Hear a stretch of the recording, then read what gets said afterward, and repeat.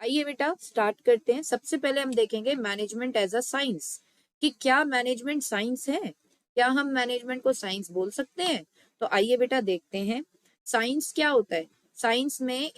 Science एक ऐसी चीज है जिसका जो भी मटेरियल वगैरह हमारे पास है, जो भी कंटेंट वगैरह हमारे पास है, जो भी बुक्स वगैरह हमारे पास है, और उन बुक्स के अंदर जो भी थ्योरीज है साइंस की, वो सब कैसे डेवलप की गई हैं, वो सब डेवलप की गई हैं बेटा एक्सपेरिमेंट्स के थ्रू, है ना। तो साइंस एक ऐसी चीज होती है जिसका कंटेंट, जिसका मटेरियल कैसे डेवलप किया जाता है, जिसकी थ्योरीज, लॉज वगैरह ऐसे डेवलप किए जाते हैं यूजिंग प्रैक्टिकल को यूज करते हुए, एक्सपेरिमेंट्स करते हुए एंड ऑब्जर्वेशंस करते हुए जो भी चीजें डेवलप की जाती है वो साइंस से रिलेटेड होती हैं।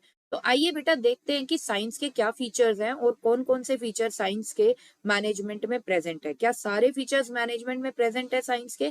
अगर सारे हैं तो हम बोलेंगे मैनेजमेंट इज अ साइंस, और अगर सारे के सारे फीचर्स प्रेजेंट नहीं है तो हम ये बोलेंगे management is not a exact science. तो आइए बेटा देखते हैं। Number one feature of science is systematic body of knowledge. Systematic body of knowledge का मतलब है कि बुक्स वगैरह, स्टडी मटेरियल वगैरह। तो बेटा साइंस में आपको पता है, आपके तो करिकुलम में ही रहा है साइंस, है ना। तो साइंस की बेटा बहुत सारी बुक्स अवेलेबल हैं। साइंस की नॉलेज जिसे भी चाहिए उसके लिए बहुत सारी बुक्स अवेलेबल हैं, है ना। तो अवेलेबिलिटी है बेटा systematic and organised study material की। तो जैसे कि साइंस में बुक्स अवेलेबल है ना बेटा, in the form, in this way management की नॉलेज लेने के लिए भी मैनेजमेंट के ऊपर काफी बुक्स अवेलेबल है। जैसे आप अपना ही अभी देख लो, आपकी बिजनेस स्टडीज में मैनेजमेंट की नॉलेज आपको दी जा रही है। तो बेटा बुक्स साइंस में भी अवेलेबल है, साइंस की नॉलेज लेने के लिए, सेम एज मैनेजमेंट की नॉलेज लेने के लिए भी बुक्स अवेलेबल है। तो ये वाला फीचर बेटा साइंस का मैनेजमेंट में क्या है, प्रेजेंट है। तो आइए रिकॉल करते हैं बेटा। Like science, in management also there is availability of systematic and organized study material. So this feature of science is present in management. अब आइए बेटा दूसरा फीचर देखते हैं। Principles are based on experimentation. अब जो भी थ्योरीज वगैरह डेवलप की जाती है, जो भी लॉज वगैरह डेवलप किए जाते हैं बेटा, किसमें? साइंस में। साइंटिफिक प्रिंसिपल्स की मैं बात कर रही हूँ। साइंटिफिक प्रिंसिपल्स को डेवलप किया जाता है बेटा थ्रू ऑब्जर्वेशंस, ऑब्जर्वेशन मतलब देख के, एंड रिपीटेड एक्सपेरिमेंट्स के साथ। अब जैसे आपको बोला जाता है हाइड्रोजन में ऑक्सीजन मिलाएंगे तो यू गेट वाटर। ये कैसे कैसे डेवलप हुआ बेटा? ये डेवलप हुआ कि पहले बहुत बार इसके एक्सपेरिमेंट्स किए गए। जब जब एक्सपेरिमेंट किया गया रिजल्ट सेम देखा गया। ऑब्जर्वेशन क्या देखी गई कि रिजल्ट क्या आ रहा है, सेम आ रहा है, यही ऑब्जर्व किया गया। फिर इसको बेटा एक प्रिंसिपल का फॉर्म दे दिया गया, एक थ्योरी का फॉर्म दे दिया गया कि जब भी हम हाइड्रोजन में ऑक्सीजन को मिक्स करेंगे तो हमारे पास क्या आने वाला है बेटा, तो हमारे पास वाटर ही आएगा। तो जो भी साइंटिफिक प्रिंसिपल्स है ना, that are developed through observations then tested through repeated experiments, फिर इन्हें रिपीटेड एक्सपेरिमेंट्स के बाद टेस्ट भी किया जाता है। अब बेटा मैनेजमेंट के प्रिंसिपल्स जो होते हैं ना उसमें लिटिल बिट डिफरेंस रहता है। ऑल्दो ये भी ऑब्जर्वेशन एंड एक्सपेरिमेंट्स पे ही बेस्ड होते हैं, लेकिन क्योंकि मैनेजमेंट के प्रिंसिपल्स होते हैं बेटा ह्यूमन बिहेवियर से रिलेटेड, ह्यूमन बीइंग से रिलेटेड, है ना, कि एम्प्लॉइज कैसे रेस्पॉन्ड करेंगे या मैनेजर कैसे रेस्पॉन्ड करे, ये इनके ऊपर बेस्ड होते हैं एक्सपेरिमेंट्स। तो जो भी मैनेजमेंट के एक्सपेरिमेंट्स होते हैं ना बेटा वो ह्यूमन के ऊपर कंडक्ट किए जाते हैं।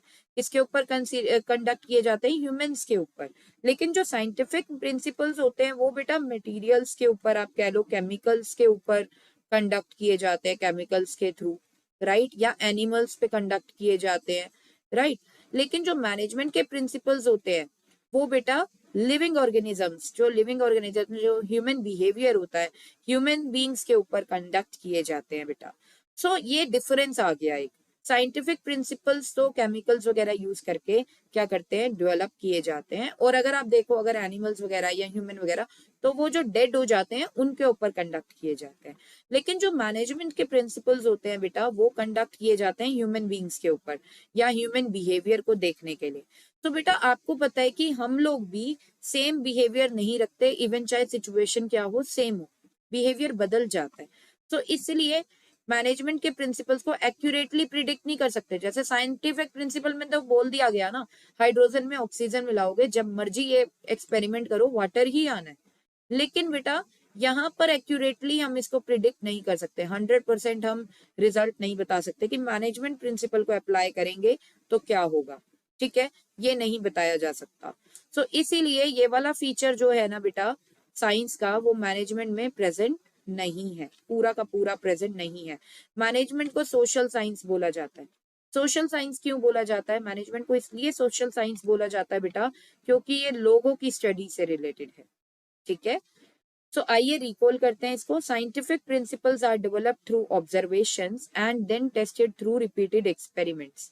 The management principles are also developed through observation and experiment, but since management deal with human beings and human behavior cannot be predicted accurately, so management can be called as social science.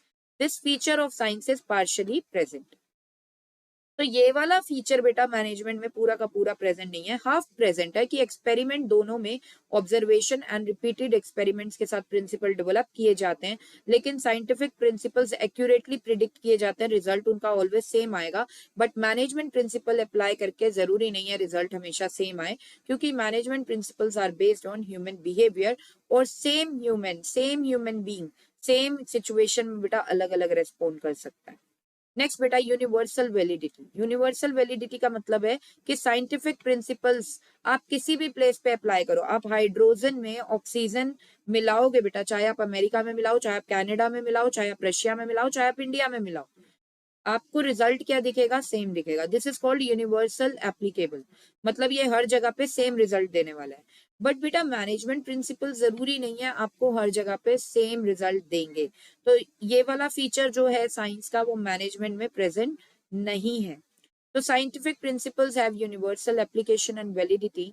Management principles are not exact like scientific principles, so their application and use is not universal. Management principle को बेटा कई बार आपको change भी करना पड़ता है according to the given situation, so they have to be modified according to the given situation. So this feature of science is not present in management. तो अब कंक्लूजन क्या बताएंगे? कंक्लूजन ये बताएंगे बेटा, जब हमने कंपेयर किया features of science and management तो देखा कि सारे के सारे साइंस के फीचर्स मैनेजमेंट में प्रेजेंट नहीं है, इसीलिए मैनेजमेंट को प्योर या एग्जैक्ट साइंस नहीं कहते हैं। मैनेजमेंट को बेटा हम बोलते हैं inexact science या social science. So on comparing the features of science with management, we find that one feature of science is present in management, whereas two or not present. Okay. So management cannot be considered as pure or exact science, but we can call it as inexact science or social science.